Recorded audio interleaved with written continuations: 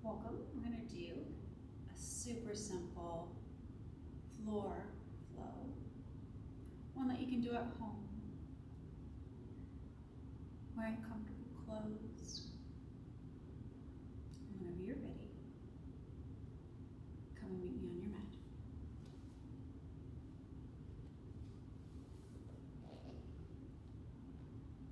You don't need anything for this session.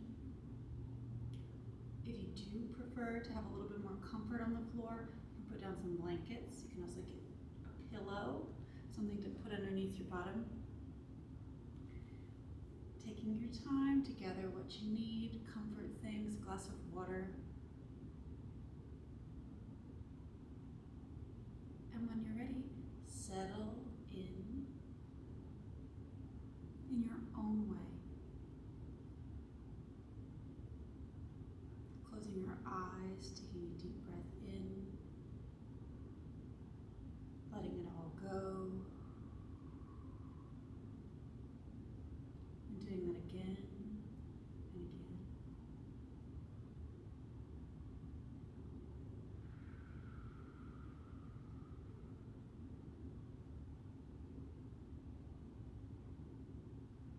Welcoming any feelings that are happening, any restlessness, any tiredness, all the things that you may be feeling, they are welcome.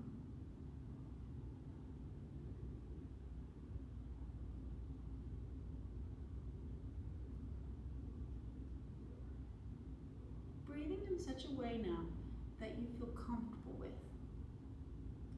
Some people in my classes truly enjoy measured breathing, continuous breath in and out. So thoughtfully linking without pause, a breath in and a breath out. I personally love a long exhale, but both are valuable, and you might play around with the two. Just those two. There's thousands of ways to use pranayama, which is breath work, for you to suit the mood, suit your physical practice. So measured, continuous, or in and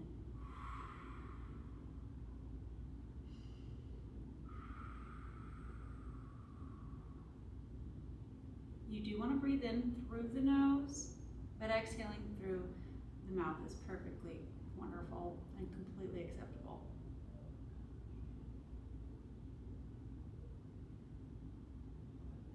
Now that you spent some rounds playing with or exploring those two different techniques of many, I'd like for you to meet me in child's pose. And if you have some sensitive knees either today or always, you can put those blankets underneath the knees for this. Bringing your knees wide in Balasana, which is the Sanskrit word for child's pose. Knees wide. Belly softens between the thighs. You're going to fold forward, breathing in and breathing out.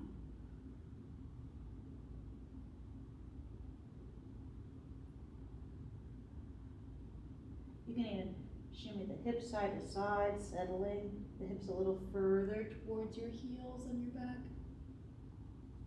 Length over the spine, arms long in front of you, head heavy towards the floor. Child's pose. And whatever breath choice you held on to and anchored, practice with, breathe here now. In and out. Continuous breath, whether measured equally, inhale, exhale, or a long, juicy exhale, following a breath in.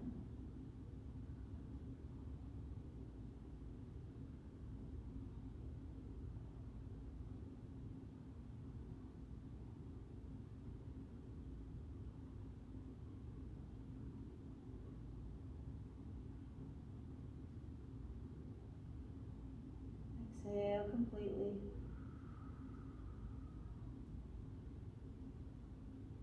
And lift the head gently off of the floor, walking your hands over to the right. So we're just making a curvature of the spine.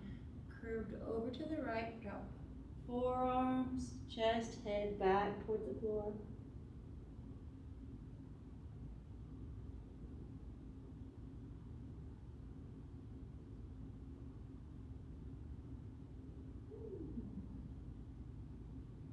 And lift head, walk hands over to the left. And bring yourself back down, bow to the left.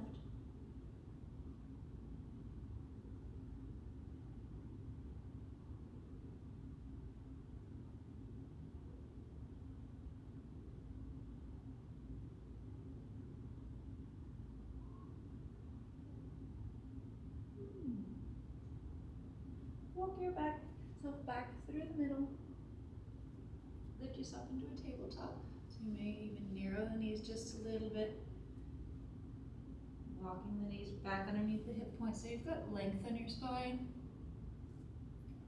Wrists more or less under your shoulders, but there can be some widening of the hands and walking the paws forward a little bit or back a bit. This is where you're kind of exploring and experimenting with what's working for you right now. I tucked my toes just to press back through my heels a little bit. To me it feels good.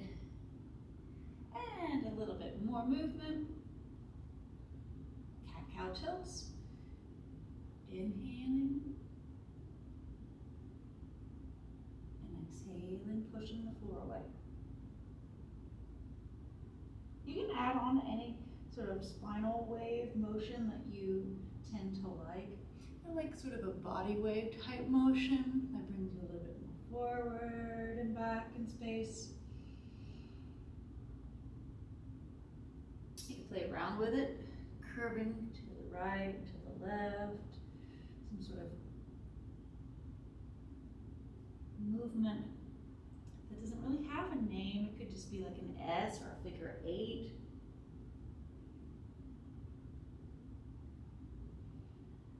Involving the neck and the head.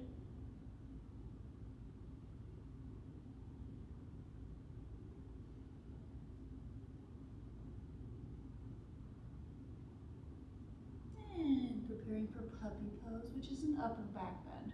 So the hips are going to stay up over knees and walk the front body forward in space, palms forward, hips stay up in the air. Drop the forearms and chest and head puppy pose.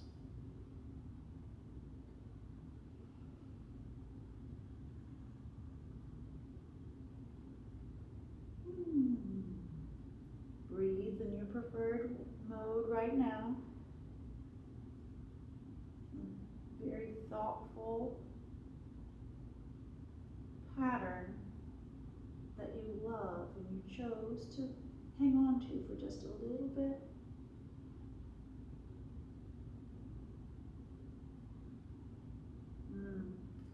Drag your hands back towards you.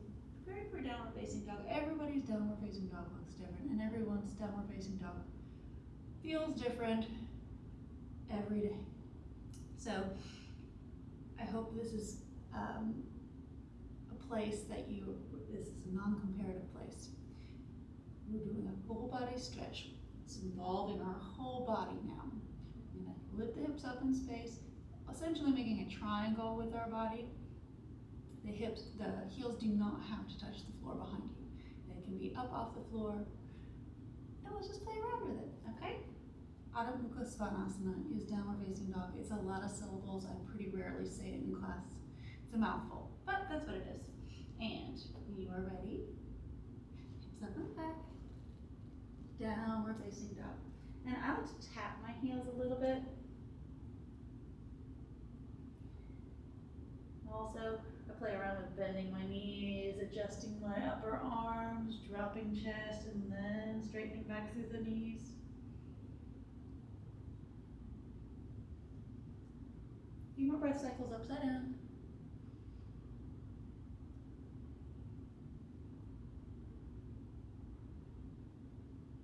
Inhaling, exhaling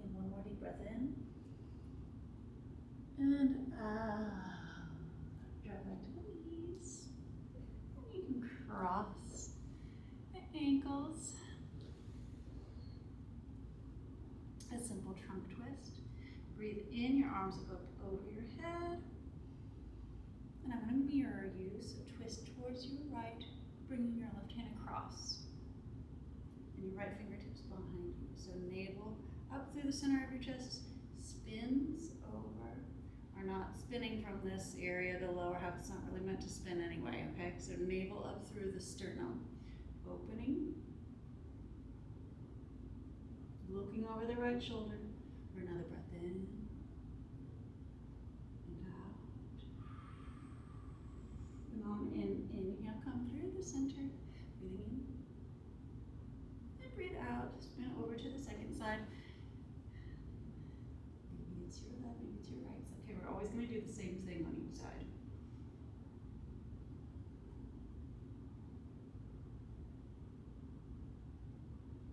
Breath in and out. And back through the middle. One more forward fold. Once again, I'm going to be demonstrating it. If you have things at home, a strap or a belt or even a kitchen towel, which you can kind of pull back forward and towards you on. I'm going to reach for it now. Also completely unnecessary. So head to knee pose or Janu Shirshasana. Your head does not have to touch your knees. And with either your foot flex, which I am doing right now, or you can relax the ankle on the foot. And exhale will bring you forward. So inhale up, exhale down. And my hands landed on my foot, but it's still the same shape if I was all the way back here. Or even just shifting my weight forward. Hands out to the side, on the leg itself, or bowing more deeply with foot held in hands.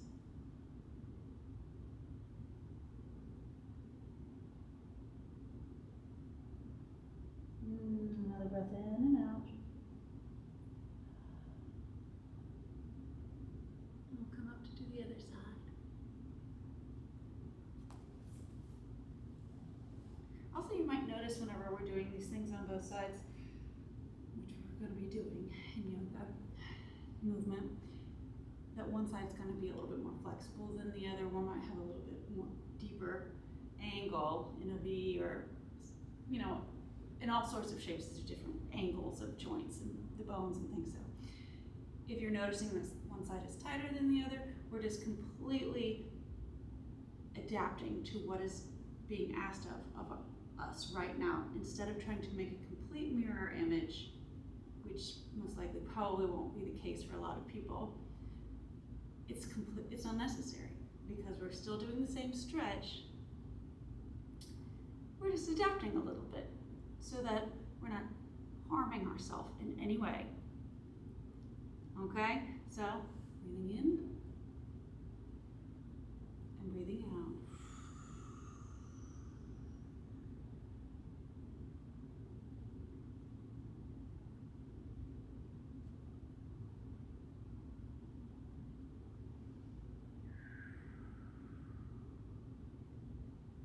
Another breath in and out.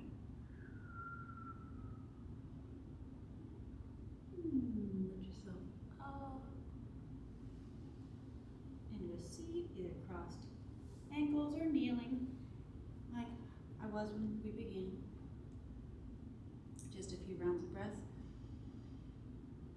Settling. Hands on the legs themselves over the belly is a pretty popular place. Comforting. Hands over heart. Hands in Anjali Mudra, prayer. Anywhere that feels good. For a few more breath cycles.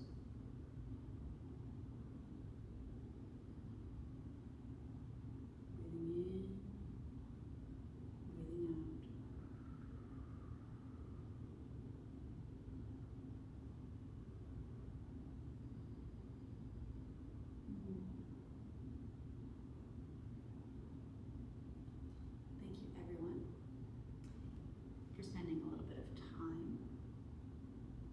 breathing deeply, thoughtfully moving around, taking space for yourself. And I hope in some way that the time you spent has created a little bit more ease in the body and in the mind, comfort in your spirit. Until I see you again